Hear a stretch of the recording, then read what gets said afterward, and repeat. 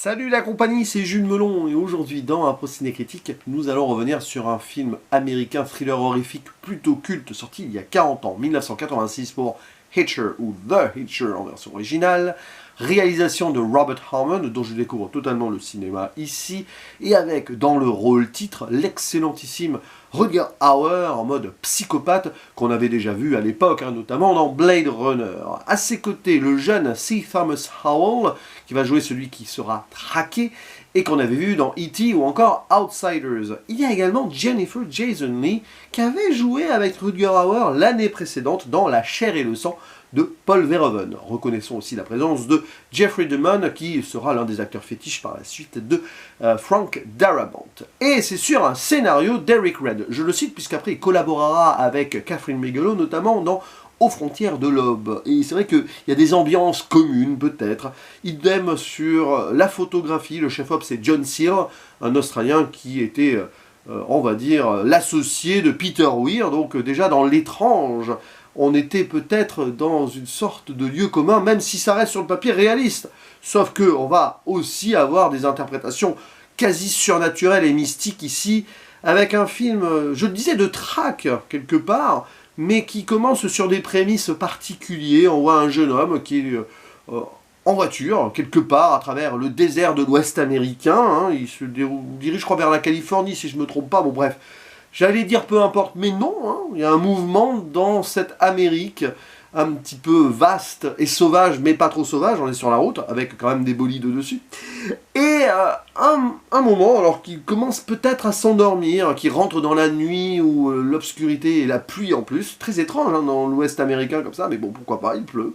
Il va prendre en stop un Hitcher, donc, Rutger Hauer, qui se fait nommer John Ryder. Bon, qui ne parle pas beaucoup, et très vite qui s'avère plus ou moins étrange, voire même menaçant.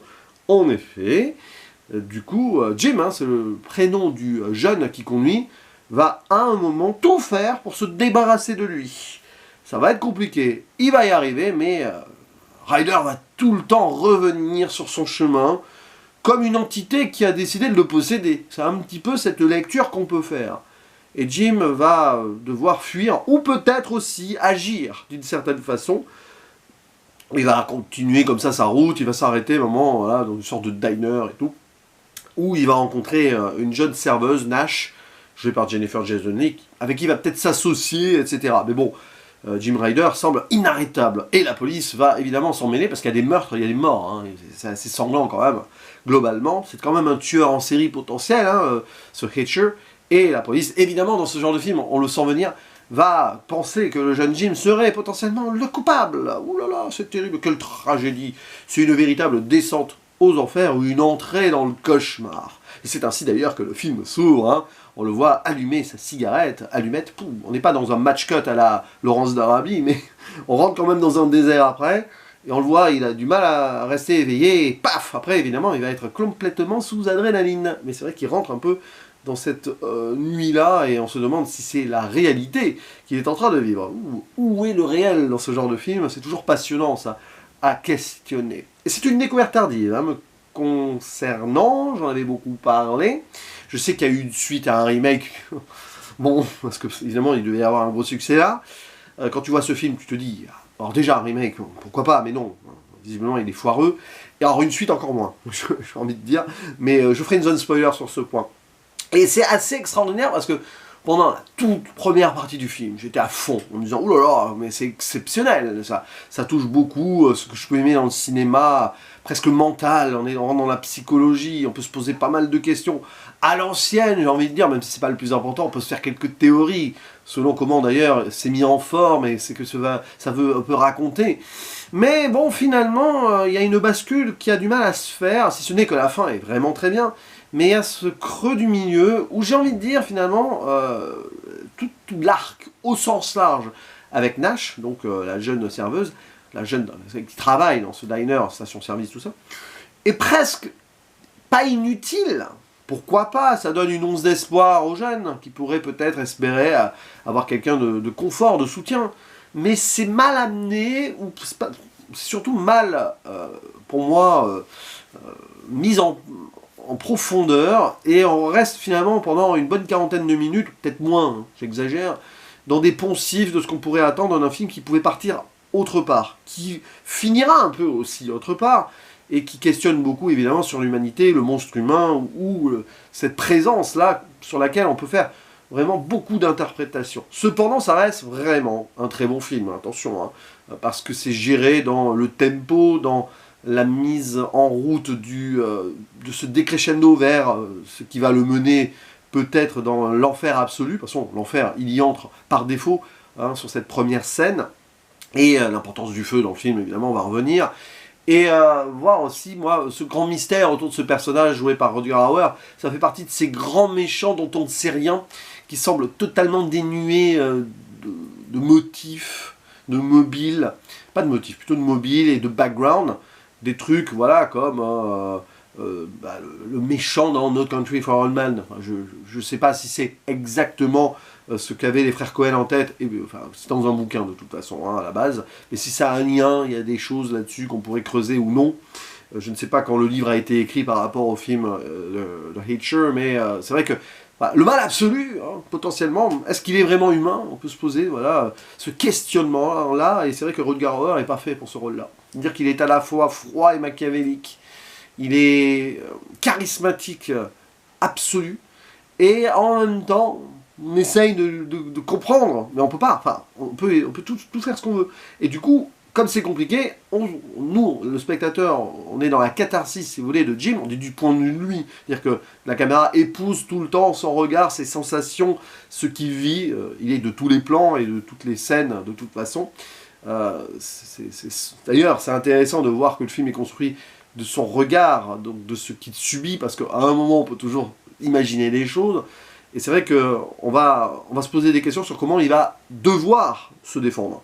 Et par moments, on se dit, mais casse-toi. Il y a un moment, il y a une scène où il fait le choix héroïque, hein, peut-être, de sauver une famille, quand il voit que, apparemment, l'autostoppeur est monté dans leur voiture. Là où il revient un peu, alors qu'il s'était un peu débarrassé de lui avant, tout ça. Et c'est vrai que c'est totalement louable, très très bien de sa part. Et le problème, c'est que finalement, quand on y pense, il aurait dû tracer son chemin et se barrer. Mais c'est là où c'est aussi là... Enfin, il aurait dû. Non, c'est bien d'agir comme ça. Il faut aider son prochain.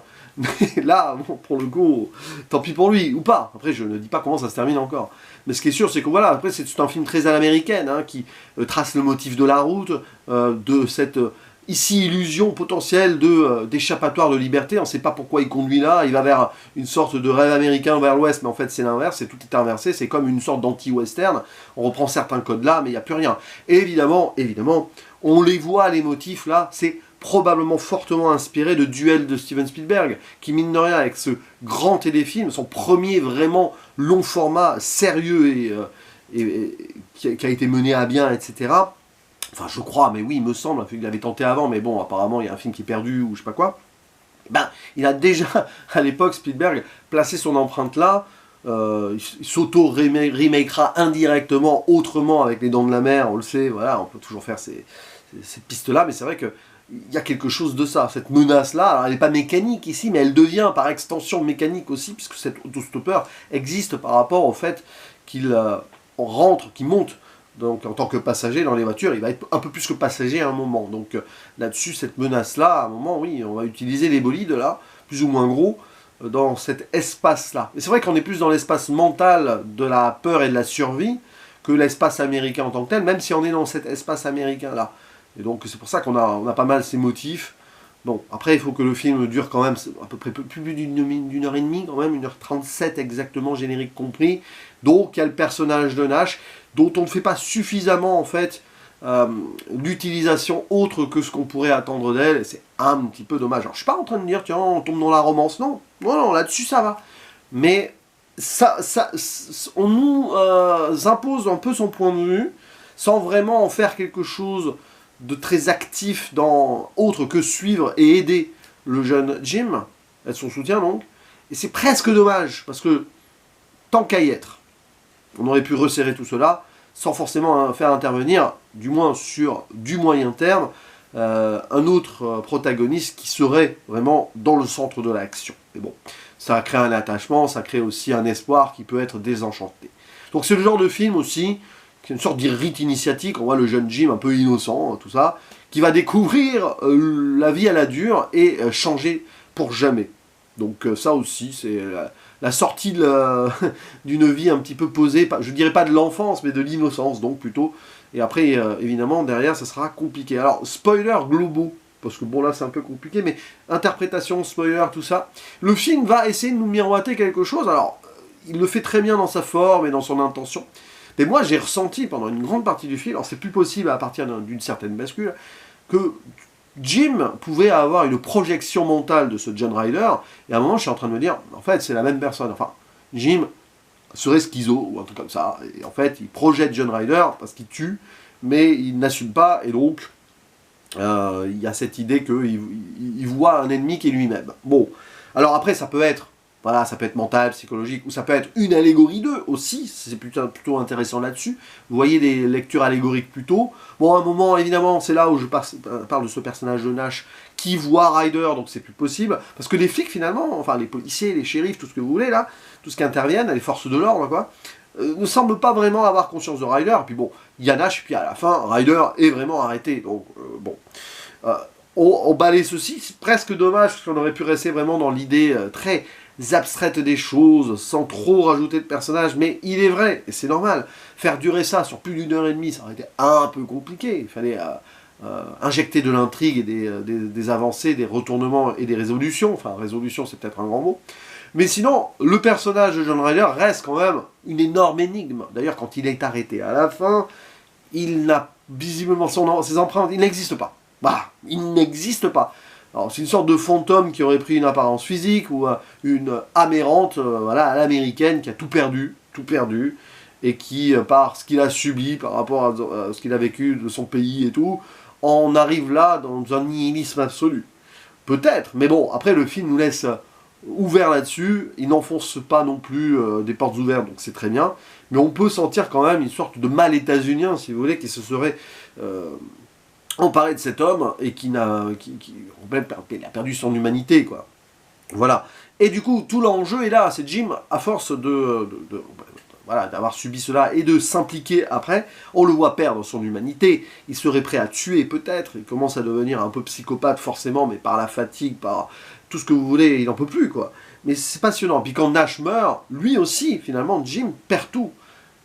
Il perd son humanité. Donc à la fin, il va tuer John Ryder. Et il le tue de sang-froid. Ça, c'est intéressant parce que cette fin où il triomphe du mal, non. Le mal s'est emparé de lui.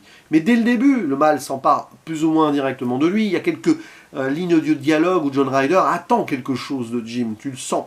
Comme s'il faisait de lui son héritier mental, qu'il appelle en gros, voilà, il le pousse dans ses extrémités pour, au final, John Ryder se fait tuer. C'est ce qu'il voulait peut-être, parce que, voilà, imaginez, c'est une sorte d'âme déshumanisée qui erre, à un moment, bon, bah, il fait le mal, mais il attend qu'on le délivre du mal en le tuant, et il sait que il y aura une transmission de celui-ci par rapport à celui qui l'aura tué.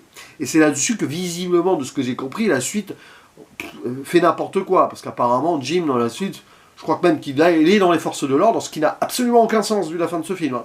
Parce que vu ce qu'il fait, etc., bon, au minima, il aurait pu être innocenté et tout, ou pas, mais c'est un peu compliqué, hein, parce que là, trouver des preuves, mais c'est juste pas possible, en fait. Bon, bref, peu importe. Et il devient, je crois, dans la suite, une sorte de héros. Non, non, c'est pas possible.